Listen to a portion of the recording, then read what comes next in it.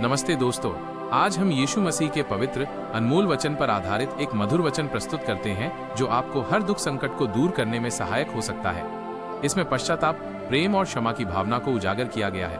तो चलिए शुरू करते हैं, लेकिन इससे पहले कृपया आप हमारे YouTube चैनल को सब्सक्राइब करें। धन्यवाद। जय यीशु।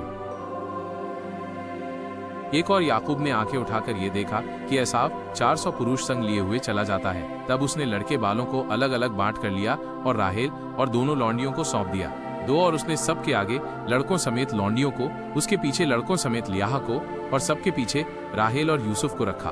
3 और आप उन सबके आगे बढ़ा और 7 बार भूमि पर गिर के दंडवत की और अपने भाई के पास पहुंचा।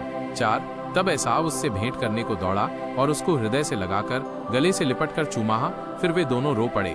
5 तब उसने आंखें उठाकर स्त्रियों और लड़के बालों को देखा और पूछा, ये जो तेरे साथ हैं सो कौन है? उसने कहा, ये तेरे दास के लड़के हैं जिन्हें परमेश्वर ने अनुग्रह करके मुझको दिया है। 6 तब लड़कों समेत लौंडियों ने निकट आकर दंडवत की। 7 फिर लड़कों समेत लियाह निकट आई और उन्होंने भी दंडवत की। पीछे यूसुफ और राहेल ने भी निकट आकर दंडवत की। 8 तब उसने पूछा, तेरा ये बड़ा दल जो मुझको मिला उसका क्या प्रयोजन है? उसने कहा, यह कि मेरे प्रभु की अनुग्रह की दृष्टि मुझ पर हो। 9 एसाव ने कहा, हे मेरे भाई, मेरे पास तो बहुत है, जो कुछ तेरा है सो तेरा ही रहे।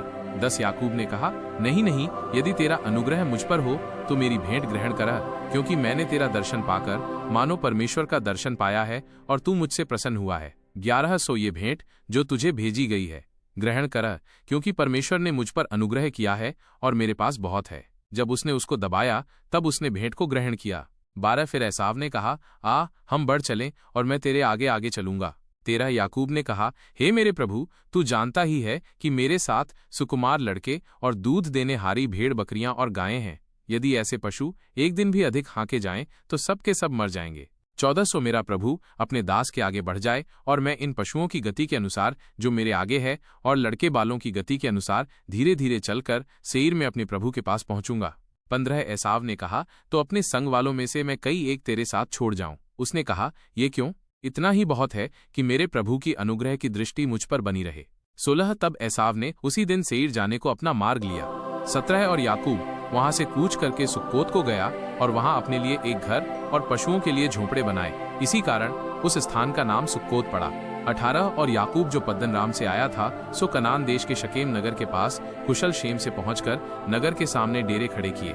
19 और भूमि के जिस खंड पर उसने अपना तंबू खड़ा किया उसको उसने शकेम के पिता हमोर के पुत्रों के हाथ से 100 कसीतों में मोल लिया। 20 और वहां उसने एक वेदी बनाकर उसका नाम एलेलोहे इस्राएल रखा। आपको अगर ये अनमोल वचन अच्छा लगा तो आप हमारे YouTube चैनल को लाइक, शेयर और सब्सक्राइब जरूर करें। धन्यवाद। जय यीशु।